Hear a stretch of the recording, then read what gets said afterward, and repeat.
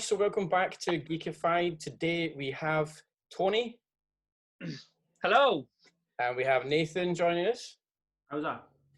And today, in today's episode, we are going to be reviewing Taylor Swift's new album, Folklore. No, I'm only kidding, guys. Yay! We're not. If anyone else wants us to sit back down, it's a good album, Nathan. I'm on the wrong Zoom call. Yeah, definitely. Quite for that one.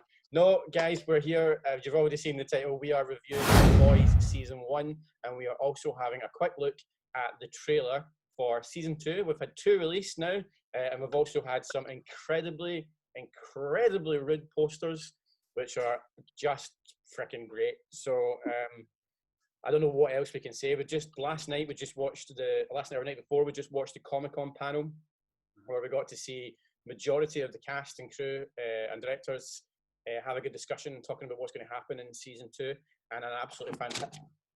That's my cat. There you go. Sorry, that's Negan. I don't know, you're getting robbed.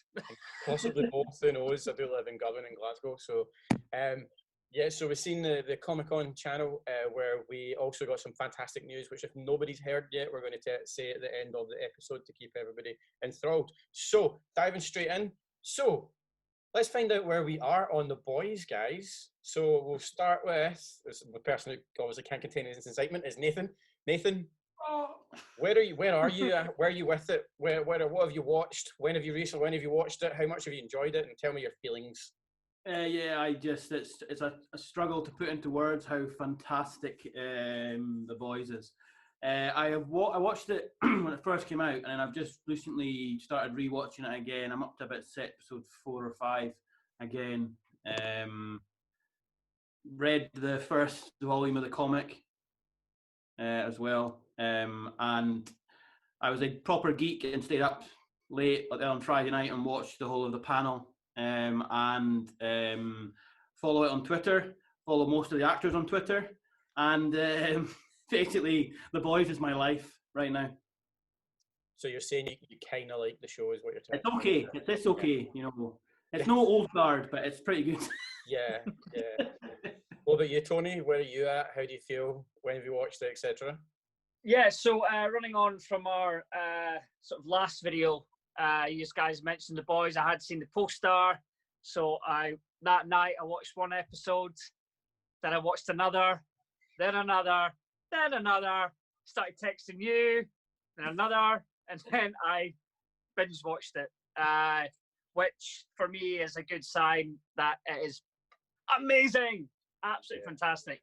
Love the characters, love just the casting is phenomenal. Storylines are great, and the biggest thing for me is I love how it shows up quite darkly, a mirror to Hollywood in the dark, of sort of like the Me Too movement that's been going on, and all the other movements. So it's kind of, maybe that's a topic we might discuss later on, but I absolutely love it. Yeah. I don't need to explain very much because I'm exactly the same. Those guys said, like, I was a huge fan of the comics. I think I've read most of them. I think we're up at 72 now, and I've probably read about 65 of them. I've not read the most recent ones, but massive fan.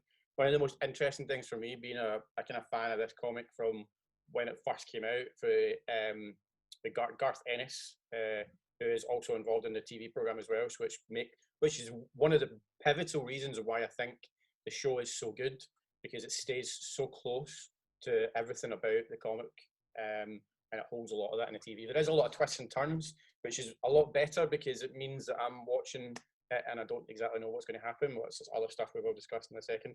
But so I'm a huge fan as well. So we've got 3 massive fans of the show and 3 just general fans of everything about The Boys in general. So that's a good start.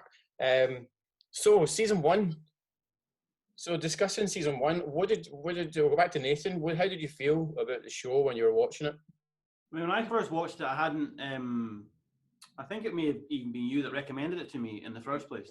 and I didn't really know what to expect from it. I thought it looked decent from the things, but the thing that blows me away with it. I mean, I'm quite a big Carl Urban fan anyway. I think he's a great. He's great in most stuff, and he was fantastic in the Judge Dredd movie. Well, how that was never a sequel, I'll never know. Don't get me started. Don't trigger me. He comes on the screen, and because he wears those stupid shirts and stuff, and he just draws you into the. I mean, he's such a great sort of vehicle for it. He sort of pulls everybody along with him. Even the scenes when he's not in, is sort of, you can sort of almost like feel his presence. Exactly. And because obviously Huey starts to turn a bit darker as he spends more time with him.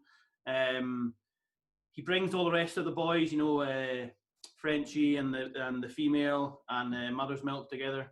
And I did think one thing was better. I thought the Mother's Milk character in the TV show was better than the one in the comic. Why do you feel that? Yeah, he seemed to be a bit much more of a sort of moral compass for the group than he was in the comic. And just a bit of a kick-ass guy generally. Yeah. How far are you in the comics? Because I'm not going to try. Obviously, we can't help but spoil a lot of what we're going to discuss about the first season, just because we're discussing the first season. But I'm going to try not to say too much that I know. So I'm going to not say a lot about the differences, which might, I think, going to happen in season 2. Theorize. I might give some theories, but there's some stuff I know that does happen in the comics that they probably will do. So, how far are you? Already all of Volume 1, which I think is the first 7 or 8 issues. Yeah. Can't remember the numbers, but yeah, that sounds about right. About that, yeah. Yeah. So there is, I mean, like, obviously you'll know there's quite a lot of changes in the first season compared to what's in the actual comic. How do you feel they've done with the changes? I think they've done it. I mean, they've changed it, but they've changed like location and slight character changes. It's not like wholesale changes. I mean, obviously Huey in the comic book is Glaswegian. The comic starts in Glasgow,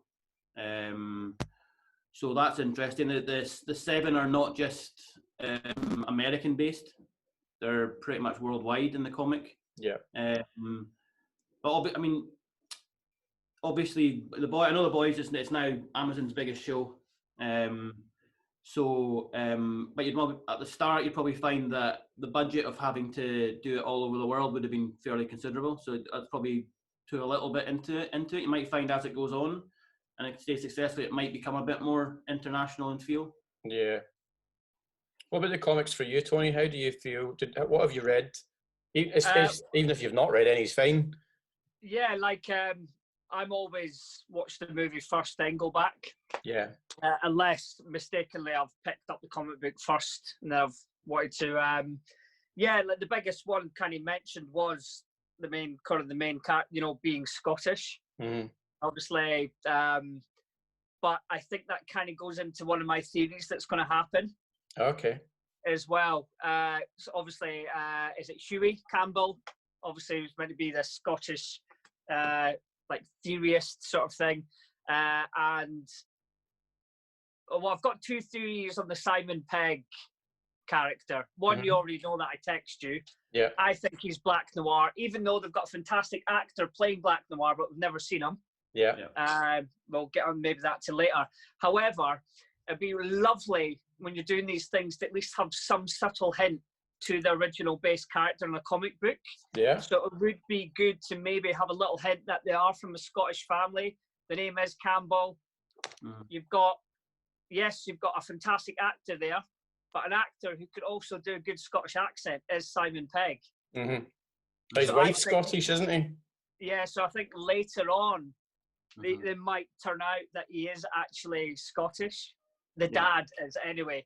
That would be quite nice to have a little, you know, that he is actually from Glasgow, and his alter ego is this American dad. Mm-hmm. You know? I'm not giving anything away, because obviously I know quite a lot of... I've never read the comic books. The theory's good, like, but I do know. But maybe Huey isn't his son. I think Huey is a superhero. In the comic books, if I'm right with this, the artist, can't remember his name now, something Ferguson? Yeah, I think that's right. I don't actually have it written down. I've just got Garth Ennis. Robertson or Ferguson, it's one of them. Yeah. He based the character of Huey drawing on Simon Pegg. Yeah, that's correct. Yeah, I remember That's why that. Simon Pegg agreed to be in the TV show. Yeah, Couldn't play a teenager. yeah, because he's too old now. Yeah. But yeah, I do like your theory. I do. It's quite a good theory. I'm not giving anything away. I mean, according to the panel the other night, Black Noir, we're going to get a lot more of him in the second season. Yeah. You do, from where it's kind of, obviously you can run a parallel to where you think in the comics that they roughly are to where they are in the show. And the next bit, if I remember right, in the comics is pretty much a lot about Black Noir. Yeah, I didn't watch the panel, and this will debunk my theory really, really quickly.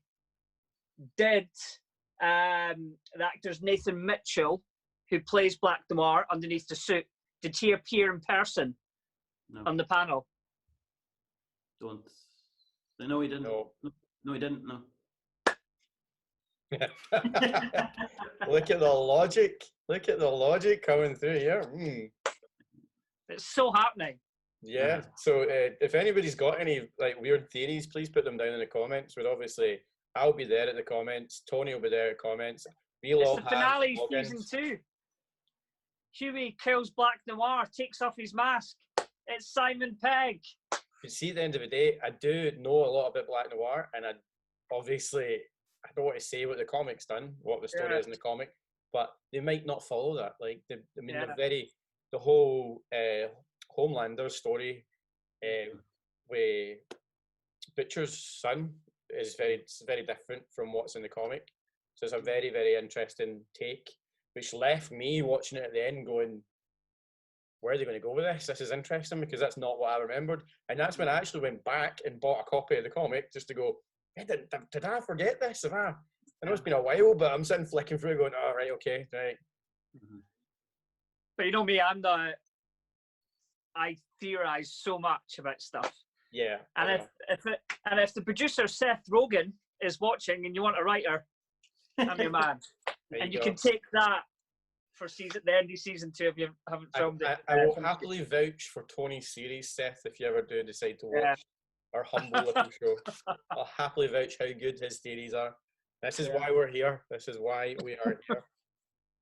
So, obviously, what do we think about the kind of power dynamic? There was a power dynamic that wasn't in the comic that is very much in the show, and that was with the fantastic Elizabeth Shue playing Sitwell, was a gender swap from the comics, and a very, very different character.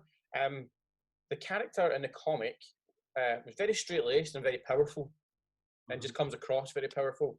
But he certainly didn't have any breast milk, which is obviously quite an interesting twist, which is in the show, and it works so well. And obviously having Garth Ennis involved in the TV show, this is obviously another thing that's come out of his head to be part of, to push it into that season, in season 1. So what do we think about the gender swap of Elizabeth Shue and how well she was in that role? I think it's sort of trying to say this in a PG way. You know, the bit at the start with Starlight and the Deep in the TV show. Yeah. Yeah. In the comic book, that's very different. Yes, it's not the Deep. It's Homelander and some more people. It's probably the easiest way to describe it. Yeah.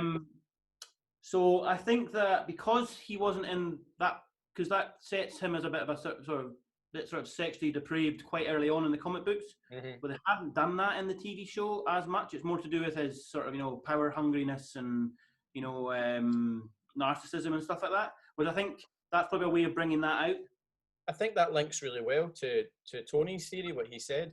I mean, it's holding a mirror up to everything that's happened in Hollywood recently, with Harvey Weinstein and power plays that people have put into these positions. It's basically, if you want to be famous like the 7 are, you have to do this, which is a horrible thing, which I won't obviously say. So, I mean, the comics is very different from what happened in the TV show, but both are brutal and absolutely disgusting.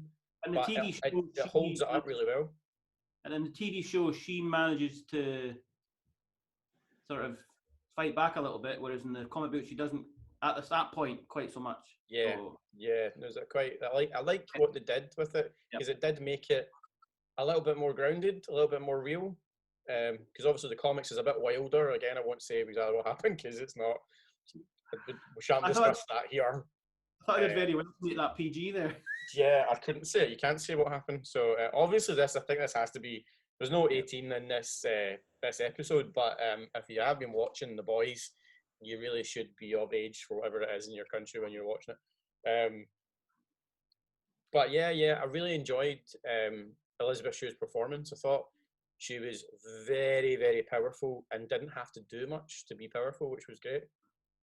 She just came across I think that's just an incredibly well cast decision to have her in it. The gravitas that Elizabeth Shue puts into the role of Sitwell, even though she didn't do very much, she just pulls Homelander in, obviously using things to her advantage. But it worked, but it came across really, really well in the show. I think it's interesting for the next season. This is not a spoiler. Giancarlo Esposito's been cast as the sort of head of Vought, which is going to be, because I'd say he's probably the best villain guy at playing a villain on TV at the moment, isn't he? Oh, he's incredible. Mandalorian, Breaking Bad, Better Call Saul now as well, and now he's also the face of the villain in the new Far Cry as well. Yes, yeah. So Far Cry 6 it is, I think it is. Yeah. Far Cry 6, he is a new face. His face was scanned, and even the trailer for it with his performance in it and just the way he speaks is bloody terrifying. If you've not seen that, I'll stick a wee link in the description for the YouTube. The Mandalorian, the last sort of 2 episodes of Mandalorian when Moff Gideon's in it, he's phenomenal as that character as well. Yeah. You know, he just plays that sort of straight-laced, powerful guy who doesn't look like he's powerful thing really well. Yeah. This guy's far too busy. I know, man. Yeah, he's doing well. I watched the first two. They've released the first 2 minutes, haven't they, of the season 2 onto YouTube and on Twitter and stuff like that. And I watched it, and I was really surprised he was in it because, like you said, he's in so much stuff now. I know. Someone should do a spoof where he forgets what set he's on and plays the wrong character in another TV show, even though they're playing bad people. Yeah. Just imagine when The Boys, like playing a suited guy, suddenly starts doing Mandalorian stuff. Yeah, comes out with a lightsaber. Oh, sorry.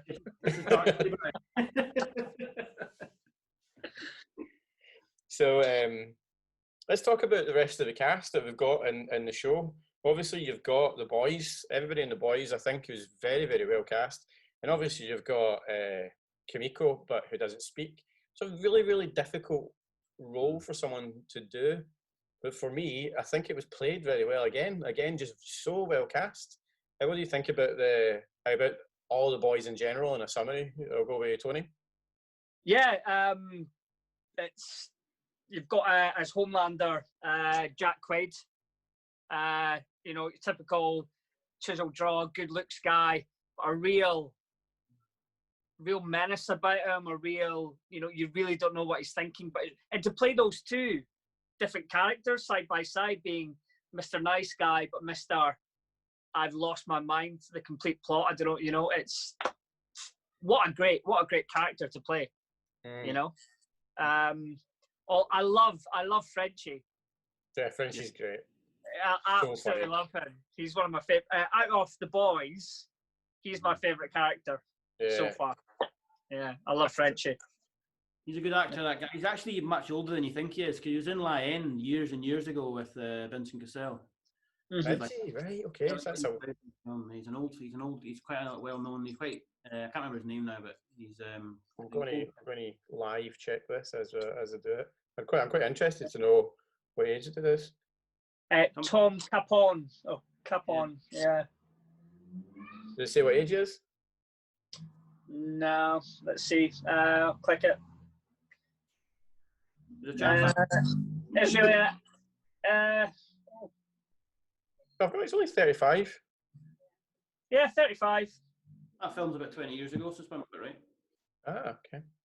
Yeah. I'm sure it's him. I may be wrong. Great. Anthony Starr as Homelander is fantastic, and if anyone's watched Banshee, or hasn't watched it, go back and watch that as well. If nobody has seen this show, I highly recommend it. It is by far one of the most amazing shows that went under the radar of Hollywood and just disappeared. It was incredible, absolutely incredible. And it took me, I think, 7 episodes of watching The Boys, of just sitting watching it, and then he suddenly just turned around and did something, and I went, that's a sheriff from Homelander. That's a sheriff from Banshee. It's like, is it? And I had those going on. I think I missed the end of the episode because I was too busy checking, like, it's Anthony Starr. It's bloody Anthony Starr from Banshee. But what a show. Honestly, if you've not seen it, summarise, a sheriff goes back to his hometown. Not a sheriff, a criminal goes back to a town that he lives in, or where his girlfriend was staying, wasn't it? Ex-girlfriend. Yeah, goes back there, and then on the way there, he goes in a bar, and then ends up in a bar fight and kills the person who's going to be the new sheriff for that town, and then decides to take his identity and live in the town as the sheriff. And it's incredible, honestly. Program's got Amish gangsters. What more do you want? Oh, brilliant. Probably we should do a review on that. Yeah. And Starlight as well. Erin Moriarty. Mm-hmm. Obviously playing the typical, girl next door, American sweetheart. But I think near the end of the season, you start to see, she didn't see everything was as what she thought it was. So season 2 is going to be really interesting for her, because I really want her to, sort of do sort of the Sansa Stark sort of change from sweet girl to really menacing. So I'd really like to see her do that journey. I mean, on the panel the other night, they did talk about, apparently in the second season, her and Billy Butcher have a sort of relationship, not like a sexual, like a work together type thing. They didn't say what it was, but I think that'll be very interesting. Oh, that's interesting, because obviously, I mean, in the comics, Nathan, you're probably a wee bit fresher than me for the original stuff. It took quite a long time for Huey to realise she was a superhero in the comic books. From what I've read so far, it's not there. Right, it took ages. So I mean, it's pretty much in the first season, and I think it's like second episode. He sees her, remembering that when he's pretending to be the photographer at the race. Yeah. He sees her and says, "Oh, you're such and such," and she went, "No, yeah, you're Starlight." Yeah. So I mean, it shows you that obviously it's a very, very different path they're taking the characters down. Given that, I mean, you could have had that a long running plot point where you would have had him not knowing who she was and trying to hide it, and then not know. It could have lasted a whole season. Could have been a whole on the whole, we don't know Clark Kent Superman because he's got a curl and no glasses sort of thing, couldn't it? Yeah, exactly. What about, how do we feel about the direction of, what do you think is going to happen to the most interesting character? I think there's got a lot of development to come, is the Deep, because obviously everything that happened to him, being ostracized out to Ohio, I think, where there's no water, no nothing, and there's just a really crap water park that they've left him with. Where do you think that they're going to go with him? Well, I think, yeah. Sorry, Nathan. I think I've all the topics. That's the most sensitive right now. Yeah. And so what's going on in Hollywood, so it's kind of going to go in line with that. And my theory is, I hope he joins the boys, because I think he's had enough of on, and I think he's starting to realise his ways and stuff, and it's kind of that, are you a product of your environment, or is it, it's these sort of conversations that people are having, which are quite sensitive as well. Is he because of what Vaughn made him? Yeah. And this is what it started to touch on with the whole DNA and they were born and stuff, and that's why I love this show. It's touching on so many sensitive and topics that we need to discuss, not in this, fictional world, but in the real world. Yeah. And the only thing that I hope as well, that you've got to be careful with this stuff, is you don't want to desensitize any of these topics either. And I hope this is a show, it's great entertaining and it's fantastic for us geeks, but also it also opens the door for these conversations to happen. Exactly. Yeah, very true. So that's what I'm hoping season 2. And I seen Seth Rogen was one of the producers on it, and we got fantastic stars. So hopefully, they use this as a platform to discuss those topics within Hollywood as well. So, from the panel the other night, they were saying that the second season there's a lot more character development and a lot more like background to characters as well. Apparently, the Frenchy female thing gets developed more. Yeah. And also a lot more about Black Noir, the other characters and how they interact with each other. So I think it's going to be quite interesting. I mean, it's going to be phenomenal. Going back to Geek, though, I think he's like all of the 7, apart from Starlight, are very narcissistic. Yeah. And they're very obsessed by being in the 7. So I think I'm going to contradict Tony. I don't think he's going to try and be with the boys. I think he's going to try and do something to the boys to try and get back into the 7. Right. That's quite good to see. So come October the 9th, when the next season finale is, we can have a wee fight out and see who won. Do you know what I've not seen? And it's just reminding me because it's in your background, Tony. I've not seen any Boys Pops. That's true. Because, I think they're going to be an Amazon exclusive. Ah, that makes sense. Because Amazon have got fantastic exclusives. I don't know if you can see here. So I think they're doing on the deal with that. So, this is a good time to remind people that this little guy, Doctor Strange Pop, is available. Still doing a competition for him. All you have to do is like, comment, and subscribe. So you know. But one of the next interesting character I want to talk about is Stormfront. Stormfront is coming. So I take it, have you guys seen the trailer? Yep. No. Right, Tony, have you got the ability to watch? I've got the ability to watch right now. I've got it set up. I think we should do it. I've seen it, so I'm not too fussed about it, but I'd obviously like to see Tony's reaction as you watch the clip. So I'm just about to find the clip for you, Tony, and I'll send you it right now. Hi. You know who we are, but let's meet another hero. This is Lance Corporal Dan Miller. Dan and the other brave Marines of 2nd Battalion are helping keep you safe from the supervillain threat. We're proud to fly alongside them, and now we could use your support. That's right, Maeve, with our new campaign, Saving America. Here I go, you guys. Wish me luck. Oh, FYI, not a real base. As if Homelander and Maeve are gonna eat MREs and piss in a ditch with the rest of the crew. Yeah, hi, we're filming right now, excuse me. Also, you might recognize Army Boy as hotel clerk number 2 from The Devil's Breath, episode of Criminal Minds Beyond Borders. Well, hello. Oh my God. Hi, my Nana's your biggest fan. I'm Stormfront. Great. Right, yeah, from Seattle, right? Portland, actually. Your, Highness. Holy shit, your eyes are really fucking blue up close. You are fun. It's been a hoot, but we got work to do, so let's get back to it. Oh, totally. They just wanted me to meet you. Who? Oh, the boys on 82. I'm the new girl. Wait, what are you talking about? Oh, hi, I'm in the 7. Replacing Translucent. God bless his soul. Ink's barely dry, but yeah, reporting for duty. Fuck yeah. No, I don't think that it's not true. I don't know anything about this. Wow. Well, Stormfront. Who delivered the good news? Oh, Mr. Edgar, the big guy? Wonderful. Great. All right. Great. Going again, people. Well, I think this is going great.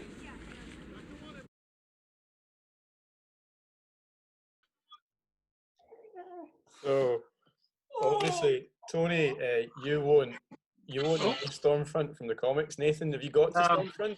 Not yet, no. So, in the comics, Stormfront's a guy. So there's a gender swap again. But I think this will really, really work.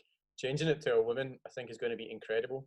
Because, to put it bluntly, and I'll have to bleep myself, she's an she is an absolute pain in everybody's, or he was, just constantly doesn't do what everyone tells him to do, doesn't behave the way he gets told to behave. So she clearly from this trailers is exactly the same. And then the second fact that I'll let you know is she's also just as powerful as Homelander. So you've got this dynamic of where you've had Homelander continually being the strongest of the seven and just being numero uno. Stormfront is pretty much bang on power level. So this, I think, is going to upset the dynamic with Homelander. And it's also, I think, going to change the dynamic of Starlight, because it's also, you've now got rather than just having the male to face off with, you've now got a female. So I think, given the gender role, you're now going to have a very interesting, different dynamic. Having a woman to play off, which again, looking at the kind of politics and stuff, that's very true of what women have to deal with in the workplace. Sometimes it's just as hard moving up when you're against another woman rather than being just a guy. I think it'll be quite interesting to see how her and sort of Queen Maeve dynamic is as well, because Queen Maeve, you can see, is probably the most vulnerable of the seven. Yeah. You don't see it when she's a little bit like off. You know, they do these shots when she's walking away in the face and stuff like that. It's quite interesting. And obviously she's got the huge crutch of the alcohol, so it'll be quite interesting to see how, with another powerful female coming in, maybe taking some attention, how that will affect Queen Maeve as well. Exactly. So Nathan, that's you got Homelander poster, and I'm going to put it up on the screen for any viewers. And Tony, this is the new poster for season 2. Wow. They really went there, didn't they? Yeah. Now, I don't know if anyone's been to Hollywood or even about, like, they put these on the big billboards. Yeah. That would be amazing. I'd actually love to see that on a billboard. That'd be hilarious. Yeah, he is literally just pissing on America. But even from that trailer that you kind of, you know, that little clip, it kind of shows what the arc for Homelander's character is going to be now. Because obviously, if anyone hasn't seen the first season, at the end of season 1, where he kills, what's happening with my computer? Yeah, where he goes and kills, what's her name? Elizabeth. Sitwell. It's Stillwell, yeah. You know, that was to solve one problem, but by doing that, he's created another problem, because with Sidwell alive, he sort of did still have some slight control, you know, over what was happening. Like who was, you know, coming in to the Seven and all these things. But now that he's answering to someone bigger now, who's taken over, he doesn't have much of a leeway in the Seven and at Vaughn anymore. Yeah, definitely. So moving on to kind of last part of the topic, is what's our predictions for season 2? So Nathan. Amazing. Not how good you think it's going to be. What's your predictions? What do you think is going to happen? I think it's going to be a bit more complex.